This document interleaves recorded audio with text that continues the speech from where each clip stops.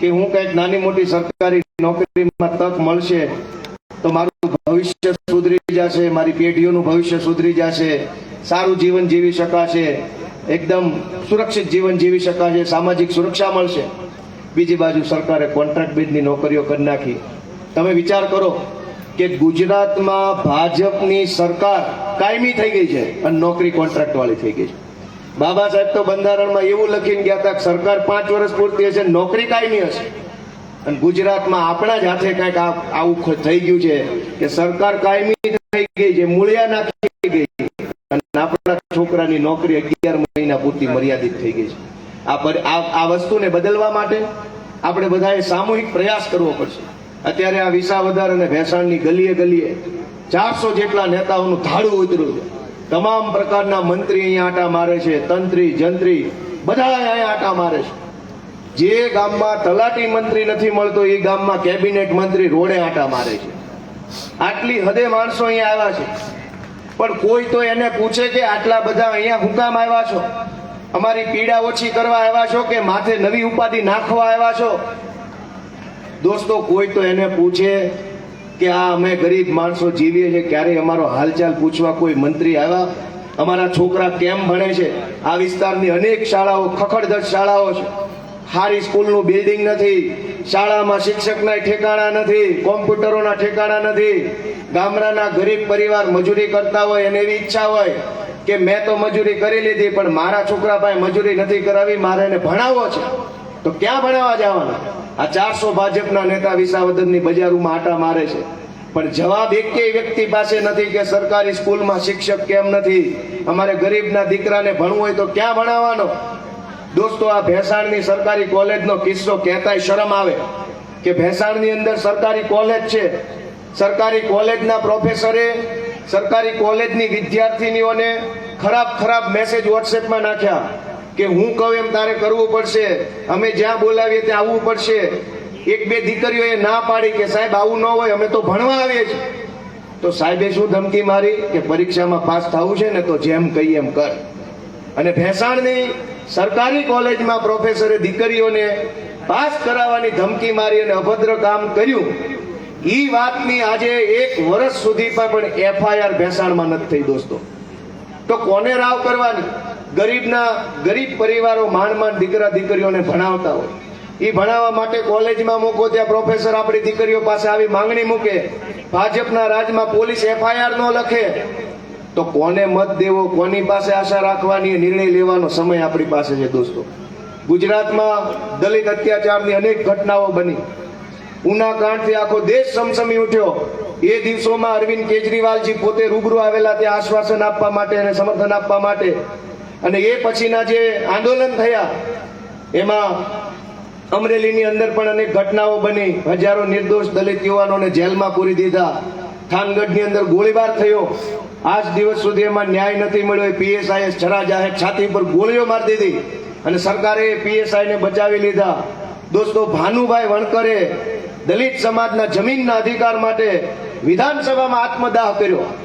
ગુજરાતના ઇતિહાસમાં ન બની હોય એવી પહેલી અને એકમાત્ર ઘટના ભાનુભાઈના કિસ્સામાં બની કે વિધાનસભાના પરિસરમાં કોઈ માણસે આત્મહત્યા કરી લીધી અને આ ભાજપની સરકારના પેટનું પાણી ન હલ્યું. દોસ્તો, અનેક એવી અત્યાચારની ઘટનાઓ બની. ગામડે ગામડે એ લિસ્ટ લઈને બેસીએ તો એ લિસ્ટ પતે એમ નથી.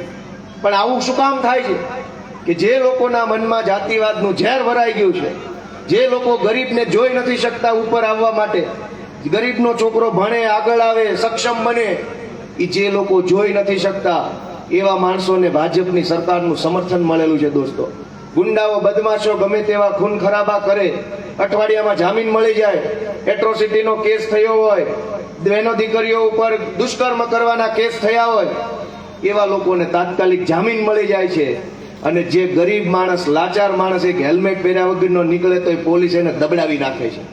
કાયદાની અંદર ભયંકર ઇમ્બેલેન્સ છે. ગરીબો માટેનો કાયદો અલગ, અમીરોનો કાયદો અલગ. આ પરિસ્થિતિને બદલવા માટે અમે તમારો સાથ માંગવા માટે દોસ્તો આવ્યા છીએ કે આખો સમાજ મને સાથ આપો, આશીર્વાદ આપો, એવી મારી માંગણી છે. દોસ્તો, અમે કંઈક બદલાવ લાવવા માટે આવ્યા છે. અમારે કંઈક બની જવું હોત, અમારે કંઈક ખિસ્સા ભરી લેવા હોત તો એની પાર્ટી ભાજપ છે, પણ અમે કંઈક બદલાવ લાવવા માંગીએ છીએ. અને સમાજમાં બદલાવ કોણ લાવે? સમાજમાં બદલાવ સારા આગેવાનો લાવે.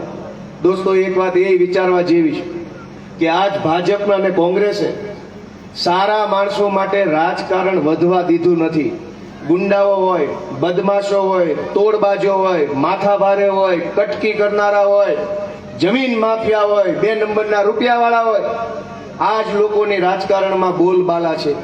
એક ગામડાનો ઉઠેલો સજ્જન છોકરો હોય, કંઈક કરવાની ભાવના વાળો હોય, સીધો માણસ હોય, તો રાજકારણમાં એની કોઈ જગ્યા નથી રહેવા દીધી. અમે આમ આદમી પાર્ટી એક નવા વિચારવાળી પાર્ટી છે કે અમે છેવાડાના માણસને રાજનીતિમાં પ્રતિનિધિત્વ કરવાની તક આપવા વાળી પાર્ટી છીએ. આ અમારા અમૃતભાઈ મકવાણા દાસી જીવન એવોર્ડ મળેલો એમને ગુજરાત સરકાર તરફથી. પ્રોફેસર કક્ષાના માણસ છે, સતત સંઘર્ષમાં અમારી હારે જોડાણેલા છે. અમૃતભાઈને આમ આદમી પાર્ટીએ સંગઠન મંત્રીનો હોદ્દો આપી અને સતત એમને માર્ગદર્શન મેળવી અને આમ આદમી પાર્ટીને સુરેન્દ્રનગર, બોટાદ, ભાવનગર જિલ્લામાં વિસ્તારનું કામ સોંપ્યું. એક નેતૃત્વ નિર્માણનું કામ. આપણે જ્યારે એમ વાત કરીએ કે સમાજ આગળ આવવો જોઈએ, સમાજનું સારું થવું જોઈએ, સમાજને આ મળવું જોઈએ, તે મળવું જોઈએ, પણ એ મળે કોના થકી? આગેવાન થકી. આગેવાન તો ભાજપ પેદા નથી થવા દેતું. માત્ર ગુંડા પેદા થાય, માથાભારે માણસો પેદા થાય, પણ સમાજની વેદના દિલમાં લઈને ફરતો હોય એવા માણસને નેતૃત્વ કરવાની તક ભાજપમાં નથી ને કોંગ્રેસમાં નથી. એ તક આમ આદમી પાર્ટીમાં છે દોસ્તો. એટલે તમારો સહયોગ જોઈએ. આ અમારા રાકેશભાઈ મહેરિયા અમદાવાદની અંદર લારી ગલ્લા પાથરણાનું એસોસિએશન બનાવ્યું. અનેક સંઘર્ષો કર્યા. નાના માણસો, ગરીબ માણસો અમદાવાદની ફૂટપાથ ઉપર, રાજકોટ, સુરત, વડોદરાની ફૂટપાથ ઉપર બેસીને સાંજ પડે ત્યાં 200-500 રૂપિયા કમાતા હોય, શાંતિથી જીવતા હોય, એવા માણસોને મ્યુનિસિપલ કોર્પોરેશન દ્વારા હેરાનગતિ કરવામાં આવે. એ તમામ લાચાર માણસોનું, નાના માણસોનું સંગઠન બનાવવાનું કામ રાકેશભાઈ મહેરિયાના માધ્યમથી થયું. એમના એ અધ્યક્ષ છે અને આજે ગરીબો માટે લડાઈ લડી રહ્યા છે. દોસ્તો, આમ આદમી પાર્ટી નેતૃત્વ નિર્માણ કરે છે. સજ્જન માણસ, સારા માણસ, લડાયક માણસ, જોશીલા માણસોને પ્લેટફોર્મ આપવાનું કામ આમ આદમી પાર્ટી કરે છે. સમાજનું કામ કરી શકે એવા યુવાનોને આગળ લાવવાનું કામ આમ આદમી પાર્ટી કરે છે. ભાજપને તો કોઈની જરૂર નથી, કોંગ્રેસને કોઈની પડી નથી દોસ્તો. માટે આપણો માર્ગ આમ આદમી પાર્ટી છે મિત્રો. અને એટલે હું આપ સૌનો ખૂબ ખૂબ આભાર વ્યક્ત કરતા એક એવી આશા રાખું છું કે આપ સૌના આશીર્વાદ અમને મળશે તો અમે ગુજરાત આખાની અંદર ખૂબ સારું કામ કરી શકીશું. કહેવા માટેના મુદ્દાઓ અનેક છે, અનેક મુદ્દા છે. હું જાણું છું, કેમ કે હું ગામડામાં મોટો થયો છું. જે બાજુ અનુસૂચિત જાતિ સમાજના લોકોના રહેઠાણ હોય ત્યાં પાણીની વ્યવસ્થા ન હોય, રોડની ન હોય, સાફ સફાઈ ન હોય, સ્ટ્રીટ લાઇટ ન હોય, આટલી હદનો ભેદભાવ હું જોઈ પણ શકું છું, સમજી પણ શકું છું ને એની ઉપર અમારે કામય કરવું છે. પણ અમને એક તક આપો એ વિનંતી હું તમને કરવા આવ્યો દોસ્તો. રૂપિયાવાળાની બજારે મોટા લેમ્પ લબડતા હોય, પણ ગરીબની બજારે એક નાની બત્તી કોઈ મારવા તૈયાર નથી. અને આ પીડા કોણ સાંભળશે? ભાજપના માણસો નહીં સાંભળે. એ તો મોટા મોટા કદાવર નેતાઓ છે, એમની પાર્ટી મોટી, એમના નેતા મોટા. આપણે તો માણસ નાના ને આપણો મુદ્દો નાનો છે. આપણા જેવા નાના માણસોનો નાનો મુદ્દો એ મોટા માણસો નહીં સાંભળે. અમારી જેવા નાના જુવાનિયા તમારો મુદ્દો સાંભળશે દોસ્તો. અને એટલે હું આપ સૌ પાસે આશા રાખું છું કે આ પંથકના અનેક પ્રશ્નોની મેં નોંધ લીધી છે. એ બધા પ્રશ્નોમાં હું સમાજની સાથે રહી જ્યાં મારે ઉપયોગી બનવાનું હોય ત્યાં જરૂર ઉપયોગી બનીશ. આ વિસ્તારમાં અનુસૂચિત જાતિ સમાજને ખેતી માટે થઈને જે સહકારી મંડળીઓ બની છે અને જે જમીન ફાળવવામાં આવી હતી, એ જમીનના પણ અનેક ગામડામાં અનેક પ્રકારના પ્રશ્નો છે. જમીન ખાલસા થઈ ગઈ છે, કબજો લોકો પાસે છે, પણ અત્યારે જમીન સરકારના ચોપડે બોલે છે, મંડળીના ચોપડામાંથી પણ નીકળી ગઈ છે. એવા અનેક પ્રશ્નો છે. એ તમામ પ્રશ્ન બાબતે મેં અલગ અલગ ગામડે જ્યારે હું ગયો ત્યારે આગેવાનોની બાજુમાં બેસી આગેવાનો પાસેથી અલગ અલગ પ્રશ્નો મેં સમજ્યા છે. એ તમામ પ્રશ્ન બાબતે ચૂંટણી જીત્યા પછી ફરીથી ભેગા મળીશું. રાકેશભાઈ, મનસુખભાઈ, રમેશભાઈ, અન્ય જે કાંઈ આગેવાનો છે એ બધાને હારે બેસી અને આપણે અનુસૂચિત જાતિ સમાજના જે કાંઈ પ્રશ્નો છે એ બાબતે જે રીતે ધારાસભ્ય તરીકે મારે લડાઈ આપવી પડે એ વિસાવદરના ચોકથી લઈને વિધાનસભા સુધી જ્યાં બોલવું પડે ત્યાં બોલવાની હું ખાતરી આપું છું. આપ સૌ લોકો આટલી મોટી સંખ્યામાં અહીંયા પધાર્યા, અમને આશીર્વાદ આપવા આવ્યા છો, પ્રેમ આપવા આવ્યા છો, એ બદલ હું સૌનો હૃદયપૂર્વક આભારી છું.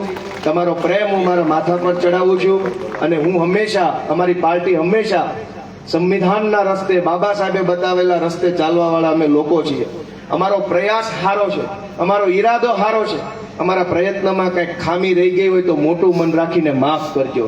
અમારા પ્રયત્નમાં ક્યાંક ખામી હોય તો ભલે હોય, પણ અમારા ઈરાદામાં એક પૈસાની ખામી ક્યારેય નહીં હોય. અમે ભારતના સંવિધાનને માથા ઉપર, હૃદય ઉપર રાખીને હાલવા વાળા લોકો છીએ. બાબા સાહેબના વિચારોને જીવનમાં ઉતારીને ચાલવા વાળા લોકો છીએ. બહોળા સમાજને હારે લઈને હાલવાનું હોય તો ક્યાંક નાની મોટી ભૂલ થાય, ચૂક થાય, રહી જાય, ક્યાંક મર્યાદા આવી જાય તો એનું સમાજ મોટું મન રાખીને માફ કરજો. પણ આ રસ્તા ઉપર, બાબા સાહેબના રસ્તા ઉપર ચાલવા વાળા લોકોને તમારા આશીર્વાદ આપજો, એવી પ્રાર્થના સાથે હું સૌનો ખૂબ ખૂબ આભાર વ્યક્ત કરું છું. જય ભીમ. માતા બેન દીકરીઓ અહીંયા બેઠી છે, આગેવાનો બેઠા છે. આમ આદમી પાર્ટીની દિલ્હીમાં સરકાર આવી. દિલ્હીમાં સરકારી કચેરીઓમાં 2 ફોટા નાખવામાં આવ્યા હતા. એમાં એક બાબા સાહેબ આંબેડકર નો હતા અને એક ભગતસિંહ નો હતો. આ કોઈને ખબર છે નથી ખબર? ખબર છે મિત્રો? શું કામ? કારણ કે આમ આદમી પાર્ટી, માનીય અરવિંદ કેજરીવાલજી, એક આમ આદમી પાર્ટીનો સૈનિક બાબા સાહેબના સિદ્ધાંતોથી પાર્ટીને આગળ વધારવા માંગે છે. ગરીબો, વંચિતો, શોષિતો માટે કંઈક કરવા માંગે છે. મિત્રો, ભાજપની સરકાર દિલ્હીમાં આવી, હમણાં શામ દામ દંડ ભેદ કર્યું. ભાજપે ત્યાંના પણ આગેવાનોને, દલિત આગેવાનોને, સામાજિક આગેવાનોને, શૈક્ષણિક આગેવાનોને કીધું કે ભાઈ તમે અમને મત આપો, અમે તમારી ઝૂંપડપટ્ટી નહીં તોડીએ. મિત્રો, ભાજપે દિલ્હીમાં આવીને 2 કામ પેલા કર્યા. શું ખબર છે? જે બાબા સાહેબ આંબેડકરનો ફોટો મૂકવામાં આવ્યો હતો તમામ સરકારી કચેરીઓમાં, પહેલું કામ ભાજપે ઈ કર્યું કે બાબા સાહેબનો ફોટો હટાવવાનું કામ કર્યું. મિત્રો, આ એને કરવા માટે સરકાર આપી હતી. આપણે દિલ્હીની જનતાએ એટલા માટે એને સરકાર આપી હતી. આવું કરવું જોઈએ આપણે? મિત્રો, તમે કહો, આવું કરવું જોઈએ? બાબા સાહેબ આંબેડકર એ માત્ર દલિત સમાજના નેતા નથી. દલિતો એમને ભગવાન માને છે, પણ સર્વ આજે ભારત જો કોઈ ઋણી હોય, ભારતનો એક નાગરિક ઋણી હોય, ભારતનો એક એસટી, એસસી, ઓબીસી થી માંડીને તમામ વર્ગના લોકો જો ઋણી હોય તો બાબા સાહેબના છે. શું કામ? એમણે બંધારણ આપ્યું ને, એટલે આ નરેન્દ્ર મોદી ચા વેચતા વેચતા પ્રધાનમંત્રી બની શક્યા છે. મિત્રો, આ વાત સાચી છે? બાબા સાહેબ આંબેડકરે બંધારણ આપ્યું, ચૂંટણી લડવાના હક આપ્યા તમને ને મને. અને અત્યારે ભાજપના તમામ નેતાઓ જે સત્તા ઉપર બેઠા છે ને, એ બાબા સાહેબ આંબેડકરને દુઆ કરે છે. પણ આ તો ભાજપ છે. ભાજપનું કામ જ છે, બરોબર છે. પણ કોંગ્રેસને એક મત જશે ને તો ભાજપને જશે, ને ભાજપને મત જશે ને તો મેં કીધું એ બાબા સાહેબનું અપમાન થશે. આજે બુદ્ધમ શરણમ ગચ્છામિ,